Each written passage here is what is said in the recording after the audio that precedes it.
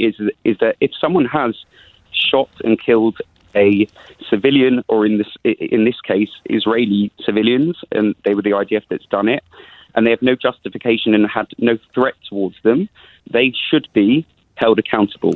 But when we look at the situation as a whole, I'm going to have to be a little bit strict with you, and I hope you appreciate that. That's You've fair. probably heard this type of caller before.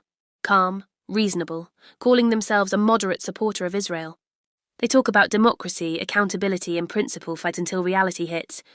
Because when that so-called moderation meets the brutal truth of Netanyahu's war in Gaza, the logic starts to crumble fast. And that's exactly what James O'Brien exposes here, with just one question. In this call, you'll hear a man slowly talk himself into defending what he never thought he would. And James O'Brien, he doesn't raise his voice, he just destroys the argument with calm, surgical precision. Before we dive in, comment where you're watching from, and don't forget to like and subscribe so you never miss the next one. Now let's watch how one simple question turns an entire argument upside down. Well, first of all, I'd like to say I'm a supporter of Israel personally, and what they're trying to do. Oh, that's where we part. That's where we part. Well, I'll say the following: for any Israeli or any soldier that's shot anyone indiscriminately, and certainly a civilian, they should be held accountable. And there are many cases in Israel where there have been terrorists who have been disarmed, and then someone in the IDF has gone and shot them still, and they have been put in prison in Israel. That's what happens. So the fact and I'm not sure, to be honest with you, I don't quite understand what you've just told me. You can take all the time you want, Johnny. There's no rush. Okay, thank you. We're talking about terrorists in Israel. In Israel, there have been cases where terrorists in Israel have been shooting, and Israeli soldiers have been present and disarmed them, and then another soldier has gone and shot that terrorist, and that person from the IDF has been held accountable. Yes, but that's in Israel. Put in prison. No, my point is that's in Israel, where everyone can see it happening. Correct. Because there's no journalists banned. There's no journalist banned from Israel, so you wouldn't be able to sweep that under the carpet, would you? But in Gaza, I'm with you. I'm with you. My point is that if someone has shot and killed a civilian, or in this case, Israeli civilians, and they were the IDF that's done it, and they have no justification and had no threat towards them, they should be held accountable.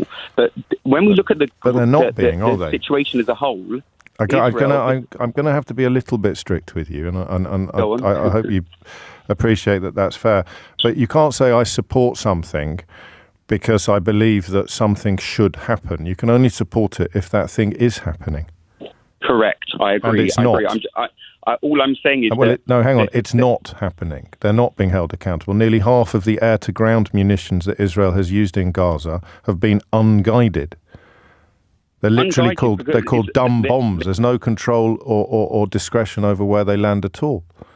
There is discretion. They've been warning civilians to move from one side to the other side, and Hamas not allowing them to move from one side to the other side because they want as much. There's no evidence of that, of them being prevented. There's no evidence of Israel warning. No, there's no evidence of people being prevented from moving. But even if there was, then telling people of a specific ethnicity to move out of their homes is pretty close to ethnic cleansing, isn't it? Why is that the case if they've got Hamas terrorists hiding in their homes and there's no Hamas terrorists in the Holy Church complex. How do you know? I'm interested. You know because the Latin Patriarchate of Jerusalem said so, and they'll be in daily contact with the people who've been shot dead. They weren't there either. It's in a church in Gaza. So then you've got some people. Then you've got people in direct contact with the Christians in that complex saying there are no belligerents here, and then people like you, with respect, Johnny. I won't wait a sec. I won't wait a sec because we can't keep spouting from one position to another. You can't keep saying they should be held accountable. They are not being held accountable, which means that your grounds for supporting what is happening have disappeared from beneath your feet in the course of a single... I know you disagree, but I'm just telling you what everyone else can hear. Let me explain why. The general goal of what Israel are trying to do is they have to carry that out. If you had Hamas on your border sending rockets for the last 17 years to you, you'd also realise that they have to. So there we are. So you are supportive of everything, including two women being shot dead by snipers. No, because not at all. If particularly Israeli soldiers have gone wrong and done something wrong, that doesn't mean the whole general cause is at question at all. The general cause. Well, what do you think a war crime is? A war crime. There could be a war crime. This particular instance. But that wouldn't affect the general cause, though. So how many war crimes do you think would affect the general cause? I don't know. It's a good question. But on the whole, 90% of what they're doing is trying to get back. They were shot in cold blood inside the premises of the parish where there are no belligerents. 3 Israeli hostages shot dead, waving white flags, having taken their shirts off. So what is it that you are? What is it that you think you are supporting when you ring in to me today? I'm supporting the eradication of Hamas, and I'm supporting. Well, how's that going? Hostages. Why? Pretty well. I think there's probably 20,000, 30,000 Hamas soldiers, or whatever they're called, terrorists, and they're probably doing quite well in getting rid of them. At the same time, they're trying to free up the hostages. One thing I don't understand... But all we know about the hostages in the last 48 hours is that the Israeli Defense Force shot 3. And the wider analysis of the pursuit of Hamas leaders is considerably less optimistic than yours. Although I appreciate you weren't expected to be asked about it. So we can't claim that what is happening in the church compound in Gaza, or we can't claim that the oldest mosque in the area, the Omari Mosque, 5th century Byzantine church, which was destroyed earlier this month, St. Porphyrius' church, the oldest in Gaza, damaged in another strike in October, displaced people there, 57 disabled people in this compound, which was set on fire. They've now lost electricity. None of that can be justified on the grounds of trying... Let me finish, please. Let me finish. None of that can be... It can be, and we've seen Hamas terrorists... None of that can be justified. In all of these places. So if Hamas are hiding in a building full of disabled people, you support Israel bombing that building and killing everyone in it? So what do you support, Johnny? To fight those Hamas people. So what do you support? The British did the same thing. Everyone, this is war. And that's why the Geneva Convention was invented, to stop them from doing it again. So here is a building full of disabled people. You think there might be some Hamas people hiding in it, even though there is no proof, and everybody there... I'm going to finish, Johnny, and everybody there says there isn't, and you support bombing it and killing everyone in it.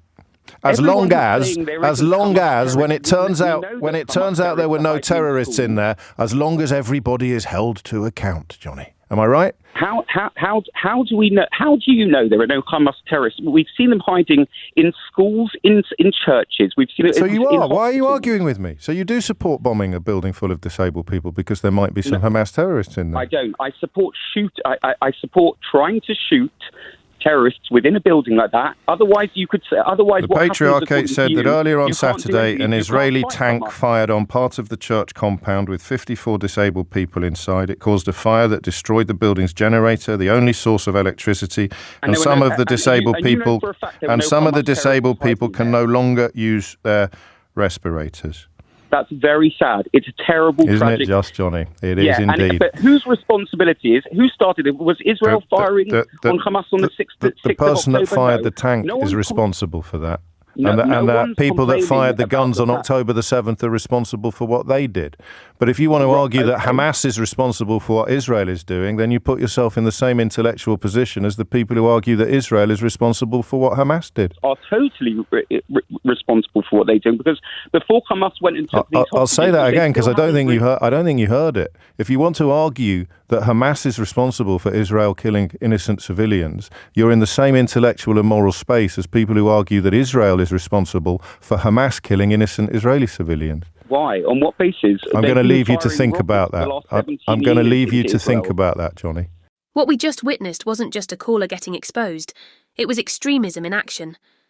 The caller started with the classic moderate pro-Israel argument, claiming accountability as his moral shield. Any soldier who fires indiscriminately should be held accountable. he said, his justification for supporting the war while feeling principled. But when James O'Brien presents the real-world consequences, unaccountable sniper fire, indiscriminate bombing, that framework completely collapses. Johnny can't defend the reality using his state of principles. This is the Netanyahu effect in real time. When a government's actions become so extreme, even moderate supporters are trapped. They must either abandon moderation or abandon support entirely. And that's exactly what happens here. The caller sheds his accountability argument and absorbs the hardline rhetoric of the state.